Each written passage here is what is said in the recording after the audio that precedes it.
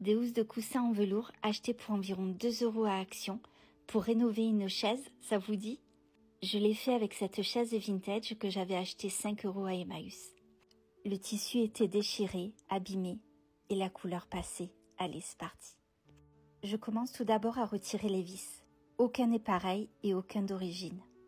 Je retourne la chaise et je retire les 4 du dessous. Ceux-là, je pense pouvoir les garder. Une fois que c'est fait, je retire le tissu. Je retire toutes les agrafes. Elles sont pour la plupart complètement rouillées. Et pour le petit dossier, obligé de tout déchirer. Une fois tout nettoyé, je commence à réparer. Je prends ensuite la première housse de coussin et je mets à l'intérieur le dossier.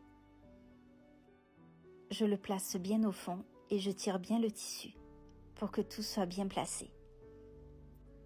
Je découpe le surplus en gardant une marge. Je tire bien et j'agrafe. J'agrafe tout le long. Les agrafes placées au milieu du velours ne se voyaient même pas. Et je pense à bien tirer le tissu des 2 côtés avant chaque agrafe. Je découpe le surplus et je passe à l'assise.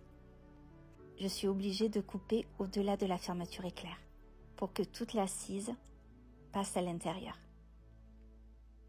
Je tire bien là aussi pour que toute la housse de coussin se place bien. Et là aussi, je prends mon agrafeuse et j'agrafe tout le long.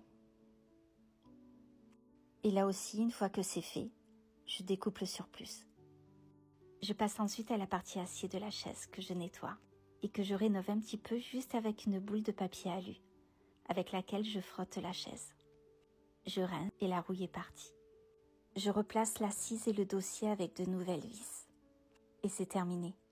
Une chaise devenue unique, facile, rapide à faire et qui n'a pratiquement rien coûté. J'ai gardé son style années 70 tout en la mettant au goût du jour. Alors qu'en pensez-vous? Sympa, non? Plus qu'à choisir la chaise et la housse de coussin qui va avec. Je pense que j'en ferai d'autres différentes. Si vous aimez ce que je fais, n'hésitez pas, continuez à me suivre pour plein d'idées déco et des détournements d'objets.